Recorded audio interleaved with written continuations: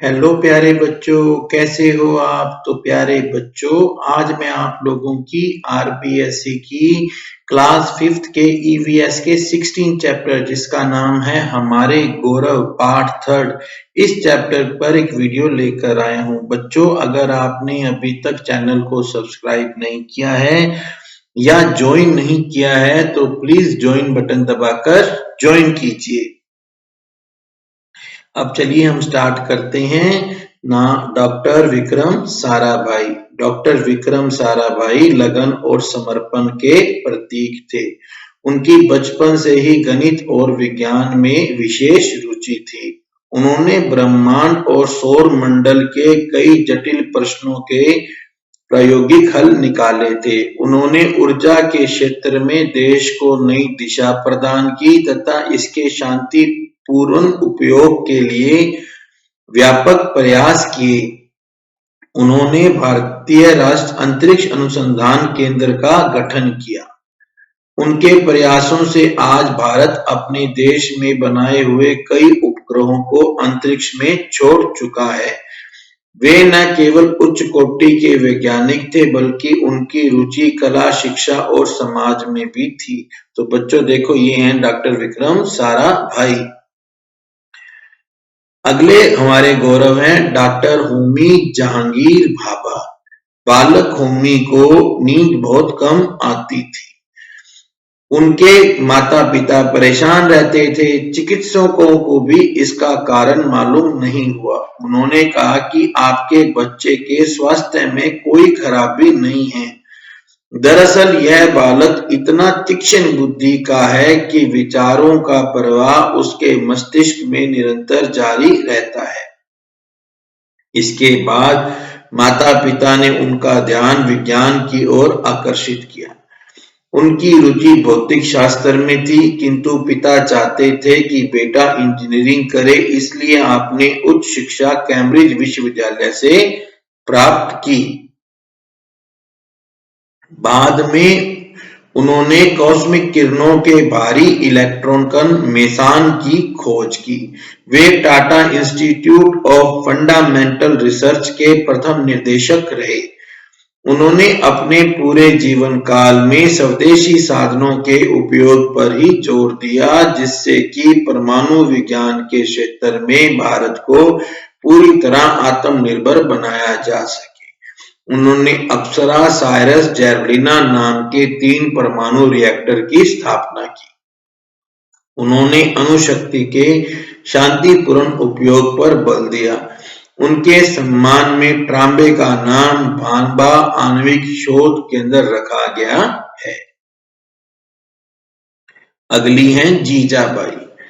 शिवाजी का नाम आप सभी जानते हैं। उनके व्यक्तित्व और तेजस्वी चरित्र को बनाने का श्रेय उनकी माता जीजाबाई को है। जीजाबाई बहुत ही बुद्धिमती, धर्मपरायण, दृढ़ संकल्प, धर्म की मर्यादाओं पर स्वाभिमान अनुभव करने वाली तुलजा भवानी की भक्त नारी थी। शिवाजी के जन्म के समय वे शिवनेर किले में रहती थी और उसकी संतान वीर एवं स्वाभिमानी हो, इसकी मंगल कामना करती थी। वे अपने पुत्र को तेजस्वी, गुणवान बनाने के लिए रामायण महाभारत की कहानियां सुनाती थी। शिवाजी के हृदय में अपनी संस्कृति का उन्होंने स्वाभिमान जगाया, उसमें विरोचित उत्साह बढ़ाया। कोंडाला का किला जीतने में शिवाजी को प्रेरणा अपनी माता से ही प्राप्त हुई। बालक को देशभक्त बनाने की शिक्षा हमें माता जीजाबाई के जीवन से मिलती है। उन्होंने अपने पुत्र को हमेशा देश के सम्मान की रक्षार्थ बड़े से बड़े खतरों और चुनौती का सामना करने के लिए प्रोत्साहित किया। विपत्ति के समय शांति से विचार कर त्रुटिहीन योजना बनाने का गुण शिवाजी ने माता जीजाबाई से सीखा था। अगले हैं बच्चों डॉक्टर भीमराव अंबेडकर। डॉक्टर भीमराव अंबेडकर बचपन से ही प्रतिभावान छात्र थे। उनका परिवार मूलतः नाग वंश से संबंधित था, किंतु कालांतर में महार जाति के नाम से जाना जाने लगा। उनका पूरा जीवन संघर्ष की कहानी है। एक अछूत रूप से पहचाने जाने वाले परिवार में जन्म लेने के कारण बालक भीमराव को बचपन से ही अनेक लांछना और अपमान सहना पड़ा। इसीलिए उनमें बचपन से ही न्याय और सामाजिक कुरीतियों के प्रति लड़ने की हिम्मत उत्पन्न हो गई। प्रारंभिक स्तर पर शिक्षा विद्यालय से पूर्ण कर आगे की पढ़ाई हेतु वे बॉम्बे गए। वहां कमरा इतना छोटा था कि पिता पुत्र दोनों एक साथ सो भी नहीं सकते थे। भीमराव दीपक की रोशनी में पढ़ाई करते थे।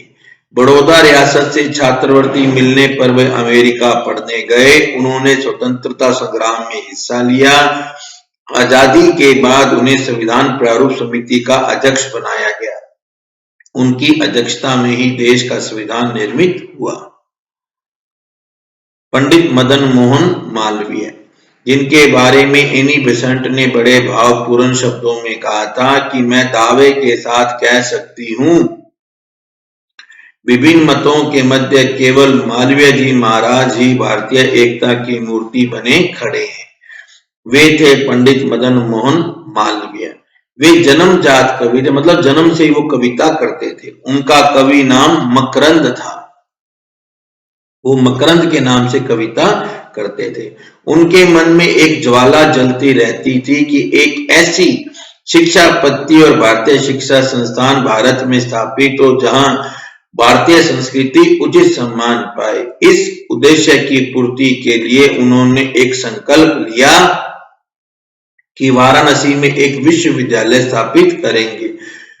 उन्होंने कांग्रेस के 21वें अधिवेशन में अपनी योजना बताई। उन्होंने मकर संक्रांति के पावन दिन बनारस के तत्कालीन राजा से वह भूमि दान में प्राप्त कर ली जहां आज बनारस हिंदू विश्वविद्यालय है। फिर क्या था, मालवीय जी ने दान इकट्ठा करना आरंभ किया। वे जहां भी जाते अपने शिक्षा भारतीय राष्ट्रीय शिक्षा की योजना लोगों के सामने रखते, वहां उनको अपार धनराशि मिलती।